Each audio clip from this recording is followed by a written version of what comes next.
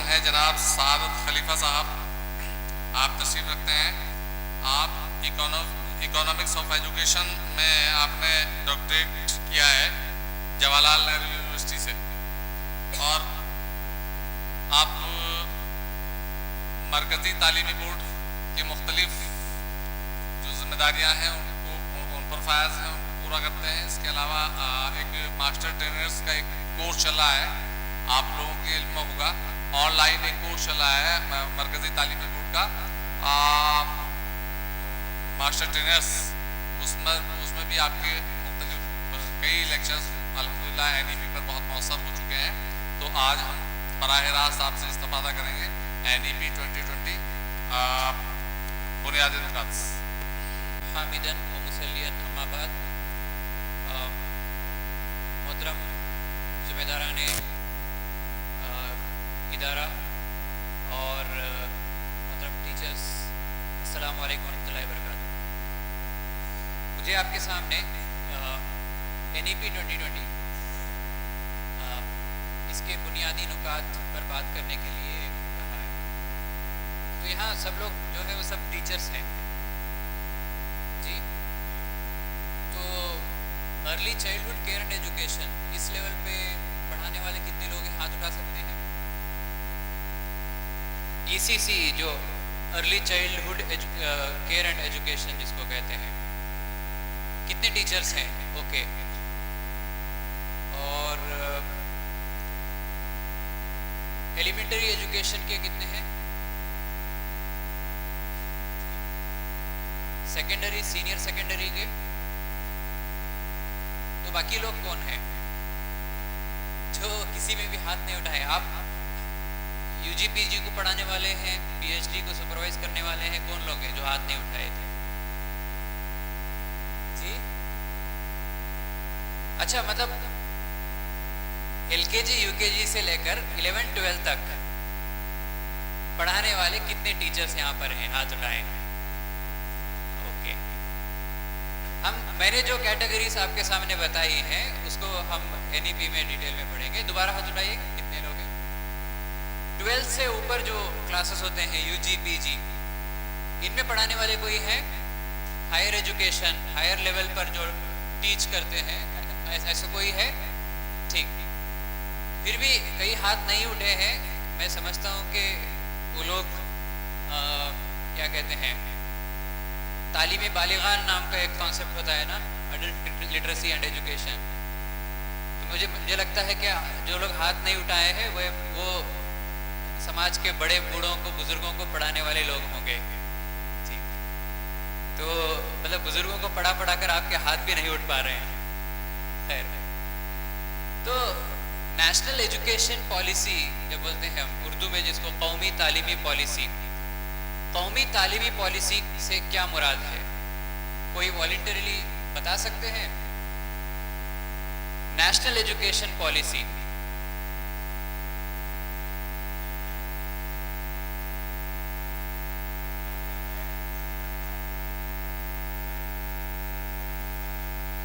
Okay, ठीक जी। कोई और बता सकते हैं? एजुकेशन पॉलिसी, तालीमी पॉलिसी, इससे मुराद क्या है? कोई जी?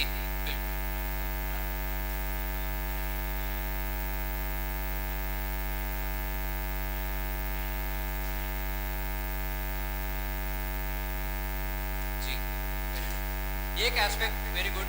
मतलब बच्चों को किस तरह से पढ़ाया जाए, क्या पढ़ाया जाए, उसमें मैं ऐड कर दूँ तो इसको हम तालीमी पॉलिसी कह सकते हैं। कोई और बता सकते हैं कि डिटेल में कि कौमी तालीमी पॉलिसी क्या होती है?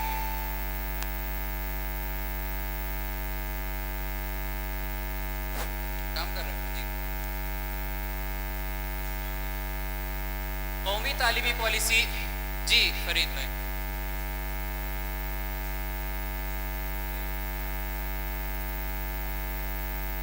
ओके, एक कौमी मतलब नेशनल पॉलिसी मतलब यह है कि एक कंडीशन ये है कि उसका इहाता जो है पूरा नेशनल लेवल होगा, उसका विजन है वो नेशनल लेवल पर होगा। तो नेशनल एजुकेशन पॉलिसी जब कहते हैं तो उसका मुराद क्या है, उससे मुराद क्या है? What do you mean by national education policy? जी सुनाई दे रहा? Okay, quality education. जी, क्वालिटी एजुकेशन एनईपी 2020 है। ठीक, और कोई बता सकते हैं what do you mean by national education policy? किसी को नहीं मालूम है नेशनल एजुकेशन पॉलिसी? हम आगे बढ़ जाएं।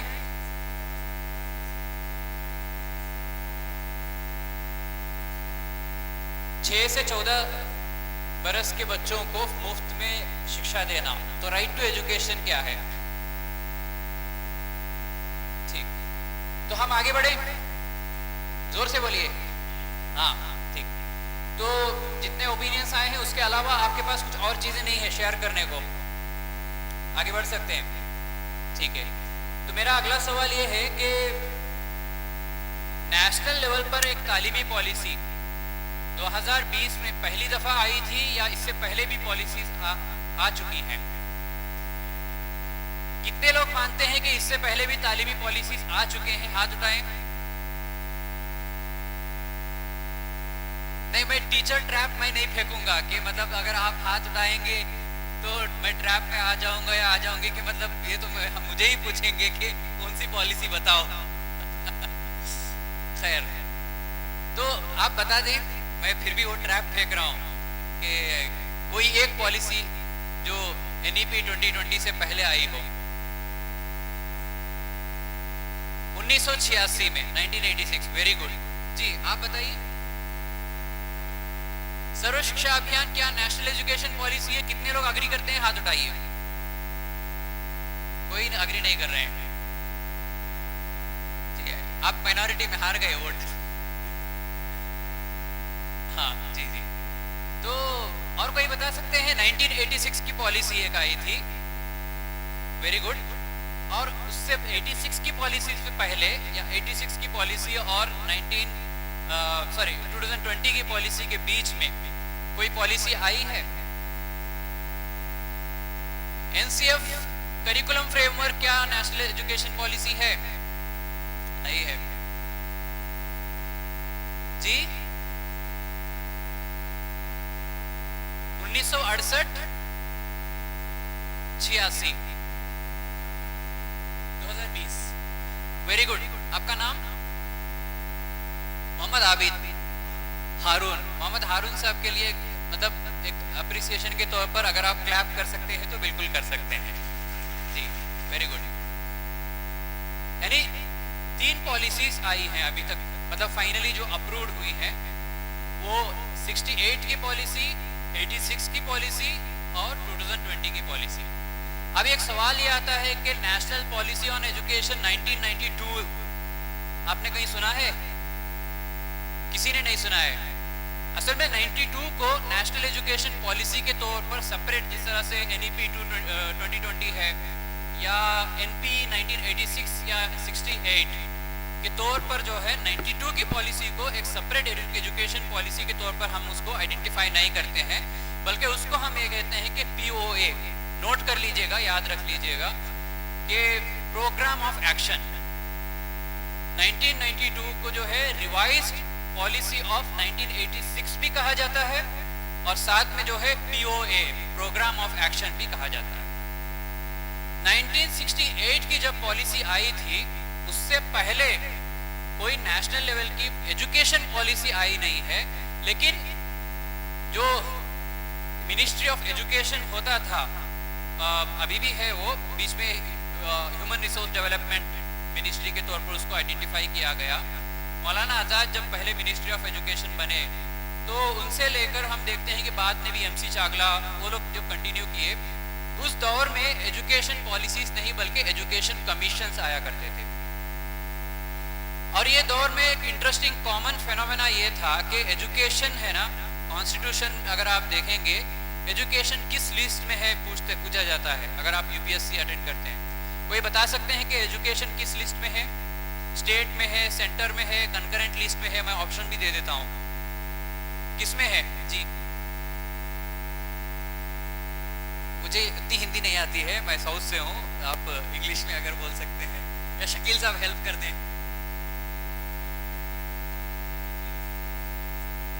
ओके, मेरे लिए भी नया वर्ड है सीखने के लिए। कंकरेंट लिस्ट है, नहीं वो सही गलत है वो आप ठीक है। आप में से कितने लोग ये कहते हैं कि मानते हैं कि एजुकेशन स्टेट लिस्ट में है? कोई हाथ उठाएं जी। और कोई? ठीक है। कितने लोग मानते हैं कि एजुकेशन सेंट्रल लिस्ट में है? कोई नहीं है, ठीक है।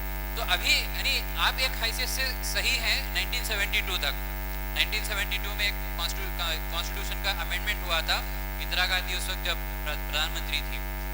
तो पहले क्या था कि जब कॉन्स्टिट्यूएंट असेंबली डिबेट हुआ, मैं कुछ आपको इंफॉर्मेशन देता हूँ NEP 2020 में आने से पहले ब्रीफली।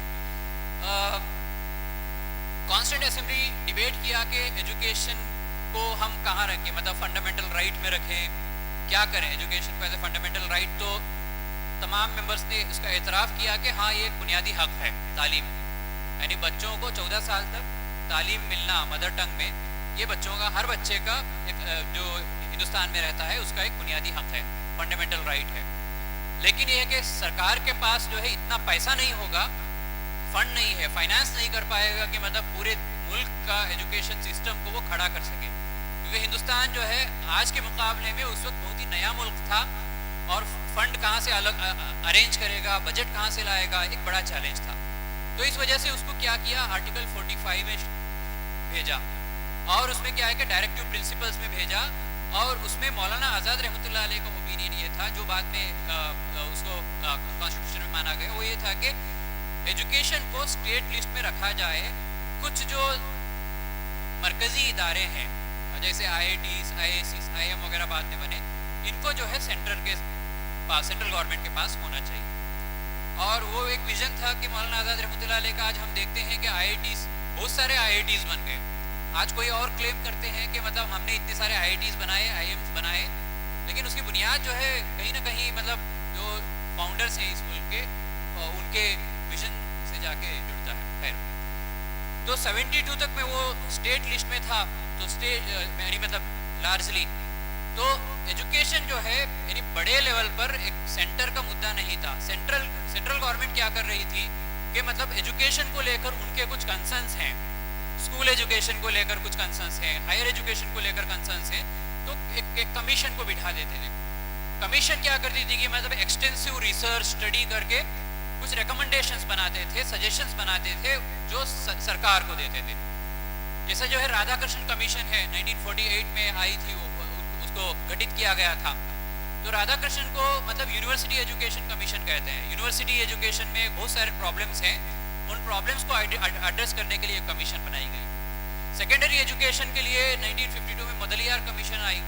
उसी तरह से अगेन 1959 में रिलीजियस एजुकेशन के लिए सरकार ने ये महसूस किया कि इंग्लिश एजुकेशन, सेकुलर एजुकेशन के चलते समाज में जो है नौजवान कई तरह की बुराइयों में मुलविस हो रहे हैं। तो कहीं ना कहीं एजुकेशन के अंदर मोरालिटी को लाने की ज़रूरत है। तो मोरालिटी को लाने का जरिया क्या हो सकता है?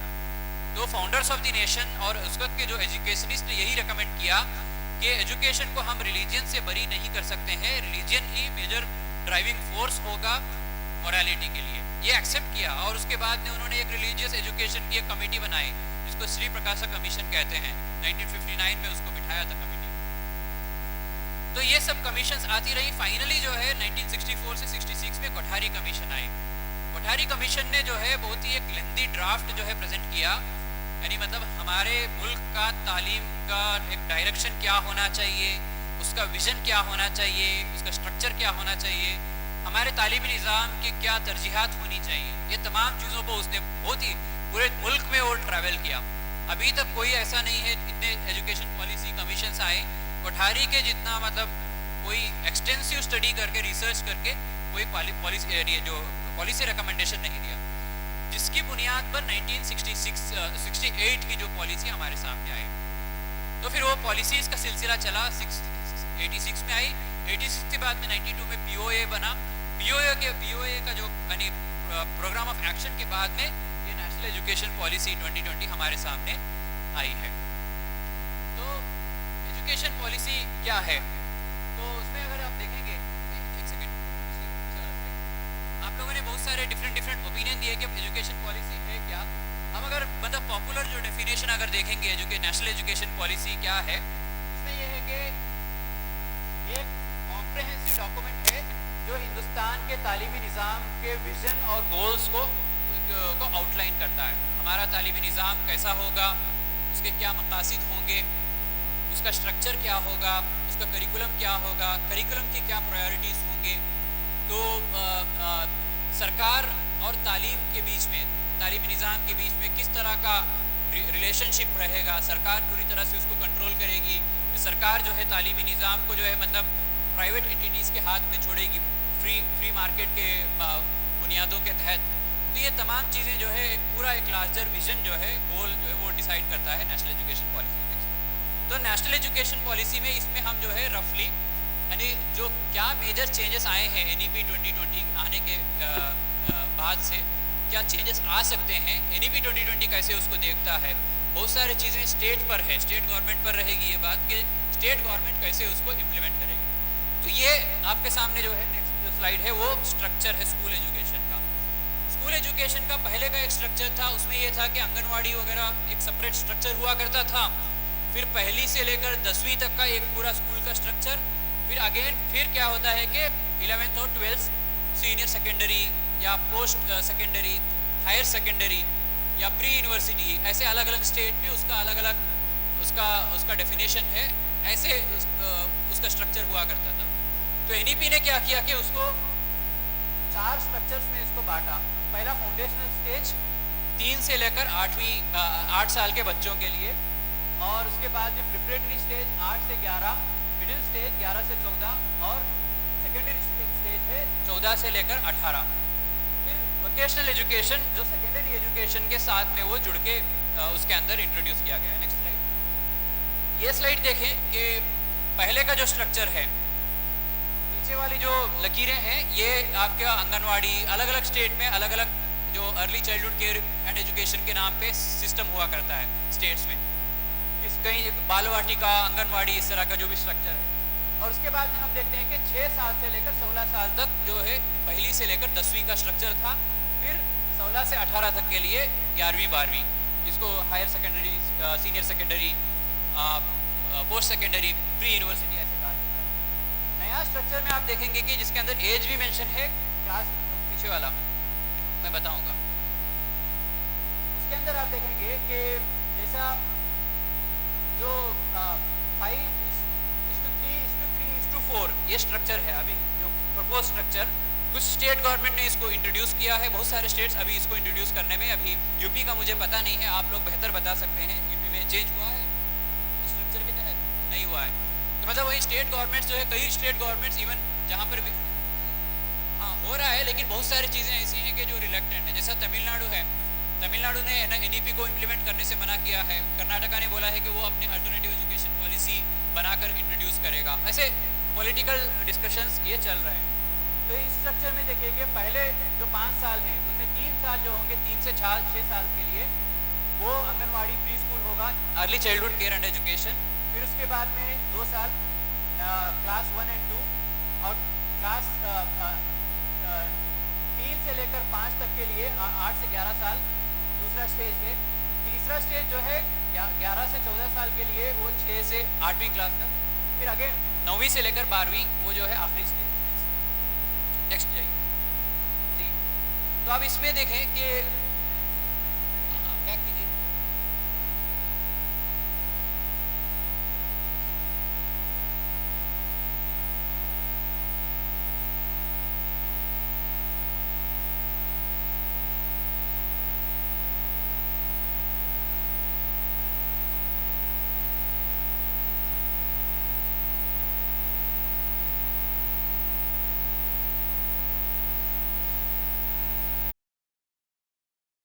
जी ये स्ट्रक्चर हुआ। अब अलग अलग स्ट्रक्चर में क्या आगे बढ़ाया जाए जी।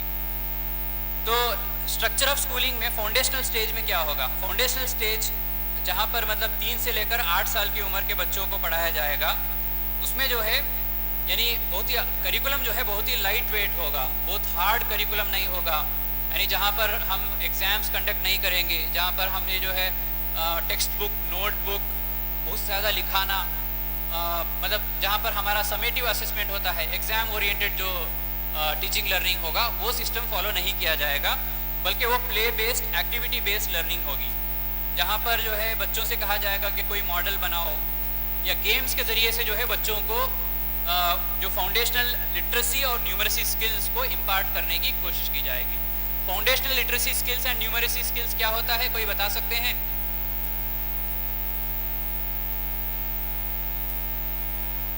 नहीं, फाउंडेशनल लिटरेसी एंड न्यूमरेसी का मतलब क्या है?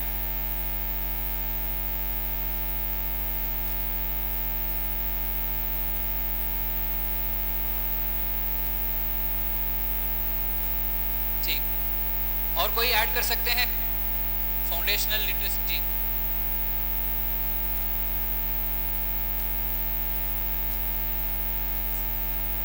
जी जी मादरी ज़बान और मैथमेटिक्स। आपने हिंदी बोला, मादरी ज़बान कोई भी मादरी ज़बान हो सकती है, हिंदुस्तान में अलग अलग मादरी ज़बानें हैं। तो मादरी ज़बान और हिंदी में वो मतलब उसकी एक उसकी बुनियाद जो है मजबूत हो जाए, नंबर्स का उसको थोड़ा शऊर हो जाए, थोड़ा मतलब अल्फ़ाबेट्स का शऊर, ये जो है उसको समझ में आ जाए। उसके साथ साथ में cognitive and socio emotional development, साथ साथ में ये भी कोशिश की जाएगी कि मतलब उसका मतलब ब्रेन डेवलप हो जाए, और साथ में जो है उसके सोशल स्किल्स, वो अपने बारे में वो समझें, और वो एक दूसरे के बारे में, उसके क्लास में जितने लोग हैं, टीचर कौन है, और उसके समाज के बारे में, यानी एक उसकी बुनियादी उसको मालूमात जो है हो जाए, एक दूसरे के साथ में उसका जो ताल्लुकात हैं वो बेहतर हों, और जो इंटरपर्सनल जो स्किल्स होता है बातचीत करने का, एक दूसरे को रेस्पेक्ट करने का, और एक दूसरे के साथ में कैसे कॉन्वर्स करें, कैसे कहाँ तक हम आगे बढ़ सकते हैं, कहाँ रुकना चाहिए, जो हुदूद हो सकते हैं, वो तमाम चीज़ें वहाँ उसमें सिखा सकते। प्रिपरेटरी स्टेज है जो दूसरा स्टेज है, वहाँ पर जो है यहाँ पर मोर इंटरैक्टिव क्लासरूम रहेगा, और स्टूडेंट्स जो है mathematics, languages, science, social science, arts, physical education, ये सब्जेक्ट जो है दूसरे लेवल पर इंट्रोड्यूस करेंगे। नेक्स्ट स्लाइड, नेक्स्ट बढ़ा जी। नेक्स्ट जो है मिडिल स्टेज है, 11 से 14 तक के बच्चों के लिए। इसमें जो सब्जेक्ट्स इससे पहले के स्टेज में जो सिखाए गए थे, उनको जो है और ज़्यादा ब्रॉडन किया जाएगा, उसके बारे में मज़ीद मालूमात जो है उनको दी जाएंगी। जैसे मैथ्स है, science, social science, arts, humanities, इन सब्जेक्ट्स का उनको एक ज्ञान जो है दिया जाएगा। फिर उसके बाद में सेकेंडरी स्टेज है। सेकेंडरी स्टेज 14 to 18 है। पहले 10th तक सेकेंडरी स्टेज हुआ करता था, उसके बाद में सीनियर सेकेंडरी स्टेज हुआ करता था। तो सेकेंडरी स्टेज में जो है क्या करेंगे कि मतलब बहुत ही ज़्यादा मतलब स्पेशलाइजेशन पर फोकस दिया जाएगा, एक तो ये है, और दूसरा जो है मल्टी डिसिप्लिनरी अप्रोच के साथ में वहाँ पर काम किया जाएगा। मल्टी डिसिप्लिनरी मतलब ये है कि एक सब्जेक्ट है, वो एक मिसाल के तौर पर अगर आप साइंस पढ़ रहे हैं, साइंस के साथ में जो है आप आर्ट्स या कॉमर्स का कोई एक सब्जेक्ट भी आप जोड़कर उसको पढ़ेंगे।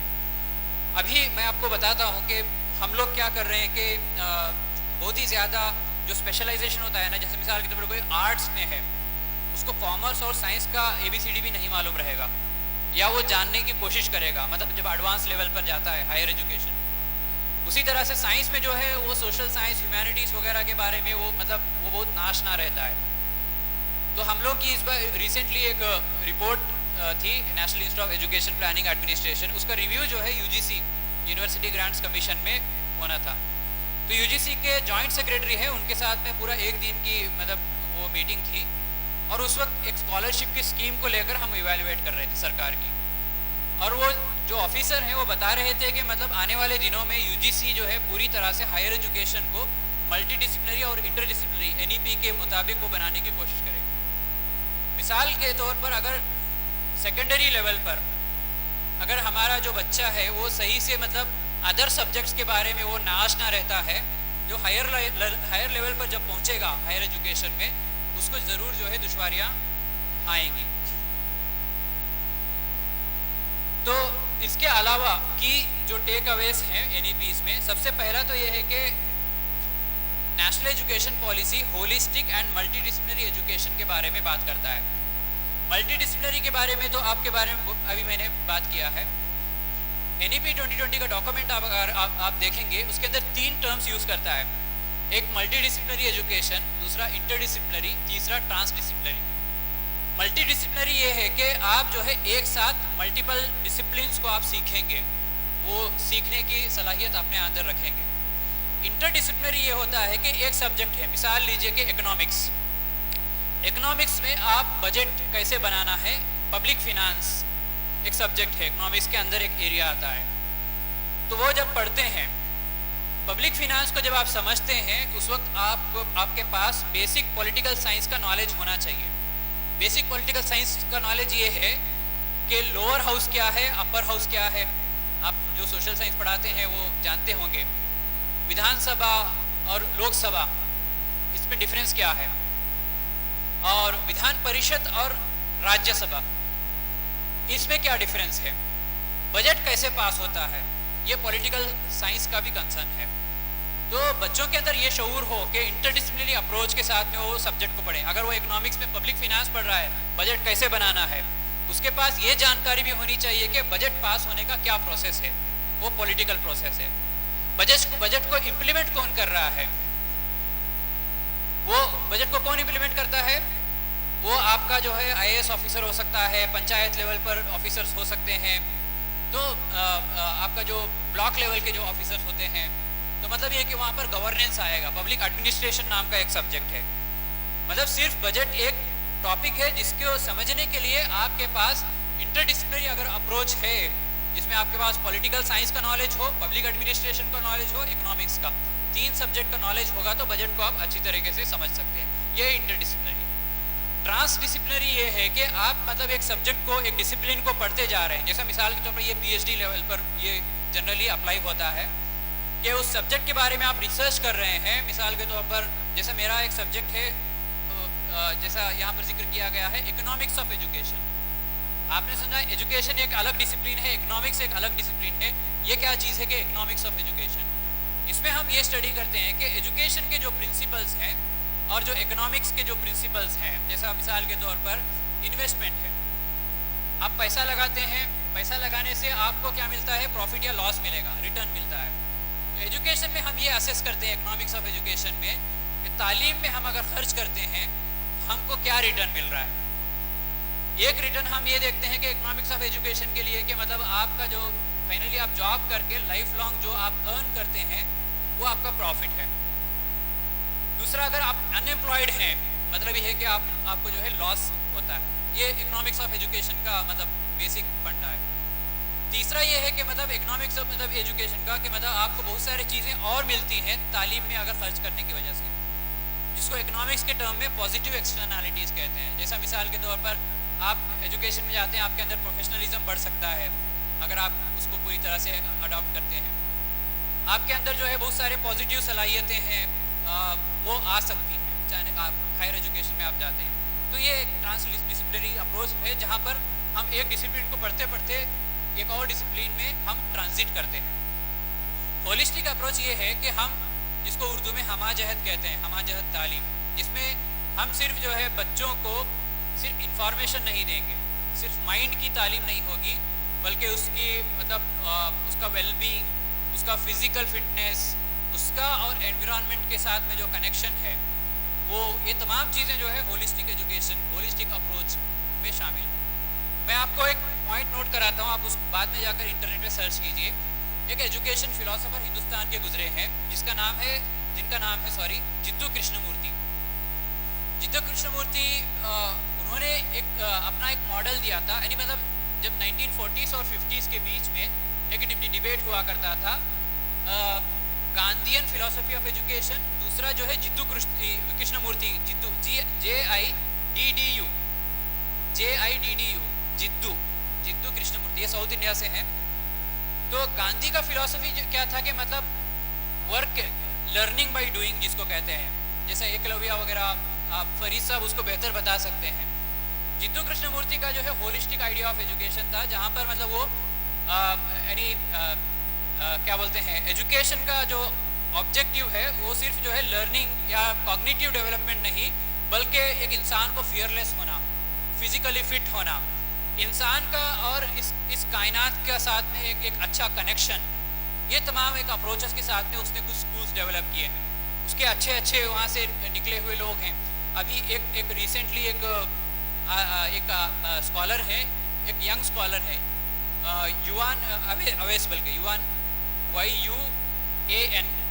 YUANAVES, ये जिद्दू कृष्णमूर्ति के स्कूल से पढ़ा और उसने जो है बहुत ही खूबसूरत किताब लिखी, इंटरटाइडल। आप इसको भी नोट कर लीजिए, आपको कभी अगर पढ़ने का मौका है। Intertidal, INTER, inter tidal, TIDAL। तो होलिस्टिक एजुकेशन में इन्होंने मतलब अपने जो तलबा हैं उनको सिर्फ मतलब नंबर्स का या लैंग्वेज का एजुकेशन ही नहीं दिया, बल्कि उनका एक नेचर से कनेक्ट है, फियरलेसनेस है, फिजिकल फिटनेस है, ये तमाम एजुकेशन को उन्होंने प्रोवाइड किया। और दूसरा जो है फ्लेक्सिबल अंडर ग्रेजुएट प्रोग्राम है। 4 साल का UG प्रोग्राम उन्होंने इंट्रोड्यूस किया। पहले UG प्रोग्राम 3 साल का हुआ करता था, अब 4 साल का प्रोग्राम इंट्रोड्यूस किया। 4 साल में जो है फ्लेक्सिबिलिटी ये है कि आप जो है किसी भी पॉइंट में एग्जिट कर सकते हैं। मिसाल के तौर पर अगर आप 2 साल कंप्लीट करके एग्जिट करते हैं तो आपको जो है डिप्लोमा का सर्टिफिकेट मिलेगा। 3 साल करते हैं तो आपको जो है एक ऑनर्स की डिग्री आपको मिल जाएगी। 4 साल अगर आप कंप्लीट करते हैं उसका फ़ायदा ये होगा कि अगर आपका CGPA परसेंटेज जो है 75% से ऊपर होगा तो आपको मास्टर्स करने की ज़रूरत नहीं है। 4 साल के प्रोग्राम के बाद डायरेक्टली आप PhD में एनरोल हो सकते हैं। ये अमेरिका का सिस्टम है जो NEP ने यहाँ पर इंट्रोड्यूस किया है। तो चौथे साल में क्या होगा कि वो मकाला लिखेगा। तो ये 4 साल का उन्होंने प्रोग्राम बनाया है। और दूसरा ये है कि flexibility academic bank of credit बल्कि UGC ने इंट्रोड्यूस किया है। जैसे आप किसी यूनिवर्सिटी में रजिस्टर करते हैं, अगर आप किसी ने मतलब कोई IGNOU में रजिस्टर किया हुआ है तो IGNOU आपसे कहता है कि एकेडमिक बैंक ओपन करें आप अपना एकेडमिक बैंक अकाउंट। मतलब ये होता है कि जैसे आप बैंक अकाउंट ओपन करते हैं उसमें आप पैसा डिपॉजिट करते हैं, वहाँ से लोन आप बोरो करते हैं। एकेडमिक बैंक में क्या होगा कि आप हायर एजुकेशन में जितने आप क्रेडिट्स लिए, जैसा मिसाल के तौर पर एक UG डिग्री ख़त्म करने के लिए समझो कि 50 क्रेडिट्स की ज़रूरत है, तो आपने क्या किए कि 30 क्रेडिट जामिया मिलिया से हासिल किए, 20 क्रेडिट्स जो है दिल्ली यूनिवर्सिटी से आपने हासिल किए फ़र्ज़ कीजिए। तो वो जो क्रेडिट्स है आपके एकेडमिक बैंक में स्टोर होंगे और वो फाइनली जब आपके 50 क्रेडिट होंगे आप जो है किसी एक यूनिवर्सिटी से आप जाकर डिग्री क्लेम कर सकते हैं। आप अपना बैंक अकाउंट शो करें और अपनी डिग्री हासिल करें। ऐसा एक आइडिया UGC के जो चेयरपर्सन है उन्होंने अभी इस आइडिया को उन्होंने बताया है। वो NEP में यानी मतलब जो फ्लेक्सिबल अंडर ग्रेजुएट प्रोग्राम है उसके ज़रिए से उन्होंने इंट्रोड्यूस किया था। और ये वोकेशनल एजुकेशन को ज़्यादा एम्फेसाइज करता है, यानी 9th क्लास से ही वोकेशनल एजुकेशन का तारुफ शुरू करता है और फिर 10th के बाद से जो है आपको मतलब एक वोकेशन को अगर आप चूज़ करना चाहें, मतलब आर्ट साइंस कॉमर्स में न जाकर आप अगर एक वोकेशन किसी भी एक स्किल में जाना चाहते हैं, स्किल सीखना चाहते हैं और स्किल सीखकर अगर आप आगे बढ़ना चाहते हैं, पैसा कमाना चाहते हैं, तो उसका एक एग्जिट वाला ऑप्शन भी वहाँ पर होगा। नेक्स्ट, टेक्नोलॉजी इंटीग्रेशन है। टेक्नोलॉजी इंटीग्रेशन, दूसरा असेसमेंट रिफॉर्म। ये दोनों को बताकर मैं यहीं पर अपनी बात को रोकता हूँ। NEP में काफ़ी और चीज़ें आप लोग मज़ीद पढ़िए, हम देखते हैं मौका अगर मिले, अगर कोई डिस्कशन वगैरह का टाइम है तो हम इंशाल्लाह कॉन्वर्सेशन करते हैं। वैसे और काफ़ी चीज़ें हैं इसमें प्रेजेंटेशन के लिए, वक्त की किल्लत की वजह से मैं इन दोनों पॉइंट्स के साथ में अपनी बात को ख़त्म करता हूँ। टेक्नोलॉजी इंटीग्रेशन में जैसे मिसाल के तौर पर कोविड आया। कोविड आने के बाद में आप सब ने क्या किया कि आपने क्या किया कि सबको बोला कि स्मार्टफोन लो और ऑनलाइन क्लासेस शुरू करो। लेकिन हम क्या कर रहे थे उस वक्त, गलती, सबसे बड़ी गलती हम लोगों ने ये की कि टीचर्स जिस तरह से हम अभी यहाँ खड़े हो गया, हाँ, तो खड़े होकर मैं जैसे पढ़ा रहा हूँ प्रेजेंटेशन एक लेक्चर फॉर्म का, सेम फॉर्मेट हमने जो है कंप्यूटर स्क्रीन या मोबाइल स्क्रीन के सामने हमने प्रेजेंटेशन शुरू किया। टेक्नोलॉजी इंटीग्रेशन जो NEP जो कह रहा है वो इतना ही नहीं है कि मतलब आप कंप्यूटर स्क्रीन का इस्तेमाल करें, बल्कि बहुत सारे टूल्स एंड टेक्निक्स हो सकती हैं। जैसे मिसाल के तौर पर क्लासरूम है, क्लासरूम के अंदर क्या क्या टेक्नोलॉजी है, एक तो डिजिटल इंफ्रास्ट्रक्चर है, दूसरा जो है नॉन डिजिटल टेक्नोलॉजी भी होती है। क्या उसका इस्तेमाल जो है क्या एक लेसन को समझाने के लिए क्या इस्तेमाल किया जा सकता है, उनका यूज़ बिल्कुल हो सकता है। जैसे मिसाल के तौर पर अगर इस क्लासरूम का इंफ्रास्ट्रक्चर को देखूं मैं, यहाँ पर एक कैमरा है, यहाँ पर एक स्पीकर है, यहाँ पर प्रोजेक्टर है, यहाँ माइक है, तो यहाँ पर बहुत सारी चीज़ें हैं जो नॉन डिजिटल नॉन ऑनलाइन जो प्लेटफॉर्म्स कह सकते हैं वो चीज़ें हैं। क्या उनका इस्तेमाल हम कर सकते हैं समझाने के लिए? बिल्कुल कर सकते हैं। डिपेंड करेगा कि आप क्या पढ़ा रहे हैं। अगर मैं सोशियोलॉजी पढ़ाऊंगा तो कैमरा का इस्तेमाल मैं कहाँ करूँगा? कोई बता सकते हैं? कोई सोशल साइंस टीचर है? कैमरा का इस्तेमाल कहाँ हो सकता है? कैमरा एक मतलब कि मॉडर्न डे टेक्नोलॉजी है। जैसा आप एंथ्रोपोलॉजी का आप मतलब है कि इंसान और उनका जो कास्ट है, कम्युनिटी है, ट्राइब्स है, उसकी पूरी जर्नी है, कहाँ से इवॉल्व हुआ, ये तमाम चीज़ों को स्टडी करते हैं। जब ये सब्जेक्ट इवॉल्व हुआ था हमारे पास इस तरह का डिजिटल कैमरा नहीं था। क्या अभी हम यूज़ कर सकते हैं? मतलब एक कम्युनिटी के पूरे लाइफ को का इहाता करने के लिए हम एक कैमरा का इस्तेमाल कर सकते हैं। एक टीचर जो है इसका सपोर्ट ले सकता है बच्चों को समझाने के लिए। एंथ्रोपोलॉजी क्या है वो समझाने के लिए कैमरा का पूरा इस्तेमाल वो कर सकता है। और दूसरी चीज़ ये है कि टेक्नोलॉजी में यानी ई बुक्स और PDF बुक्स के अलावा भी मैं ये लास्ट वाला करके ख़त्म कर रहा हूँ, ठीक है। टेक्नोलॉजी में जो है और भी चीज़ें हैं। जैसे मिसाल के तौर पर अगर आप एक वीडियो क्लासरूम आप क्लास कर रहे हैं, बीच में 5 मिनट का वीडियो का आप हेल्प लें, या जो है एनिमेशन का हेल्प लें, गेम्स का हेल्प लें। बहुत सारे गेम्स हो सकती हैं जिनको इस्तेमाल करते हुए आप जो है अपने क्लास को जो है पूरा कर सकते हैं क्रिएटिवली। लेकिन हमने टेक्नोलॉजी इंटीग्रेशन में हमने ये समझा कि हम एक कंप्यूटर स्क्रीन को सामने रखकर उसके सामने लेक्चर देंगे, वो ये टेक्नोलॉजी इंटीग्रेशन नहीं है। तो दूसरा जो है असेसमेंट रिफॉर्म है। असेसमेंट रिफॉर्म क्या है कि असेसमेंट जो है NEP जो है 2 तरह के असेसमेंट का जिक्र करता है कि फॉर्मेटिव और समेटिव। पहले हमारे पास जो एग्जिस्टिंग जो सिस्टम है वो सिर्फ समेटिव असेसमेंट हम फॉलो करते हैं, जहाँ पर जिसको तनवीर साहब कहते हैं जो तालीम बोर्ड के हैं, मार्क्सवादी निज़ाम, जहाँ पर मार्क्स इंपॉर्टेंट है कि मतलब कौन सा बच्चा कितना मार्क्स हासिल किया, उस बेसिस पर हम पेरेंट्स को उनके रिमार्क्स देते हैं कि एक बच्चा जो है अच्छा परफॉर्म कर रहा है या ख़राब परफॉर्म कर रहा है। फॉर्मेटिव असेसमेंट ये है कि फॉर्मेशन ऑफ चाइल्ड को हम फोकस करेंगे, बच्चा कैसे फॉर्म हो रहा है, बच्चे के अंदर क्या कॉम्पिटेंसी बढ़ रही है नहीं बढ़ रही है। ये तमाम चीज़ें जो है over the period of time एक टीचर जो है इवैल्यूएट करेगा, कॉन्स्टेंटली देखता रहेगा, जिसको जो है कंटिन्यूस कॉम्प्रहेंसिव इवैल्यूएशन भी कहते हैं। तो ये चंद चीज़ें थी। इसी के साथ मैं अपनी गुफ्तगू को ख़त्म करता हूँ यहीं पर, और कुछ अगर डिस्कशन का मौका है तो वेल एंड गुड, वरना कोई बात नहीं। इंशाल्लाह कभी मुलाकात होगी तो इंशाल्लाह मज़ीद बातचीत करेंगे इंशाल्लाह। अल्लाह से दुआ करता हूँ कि अल्लाह तबारक व तआला हमें कहने से ज़्यादा अमल करने की तौफीक अता फरमाए। व आखिर दावाना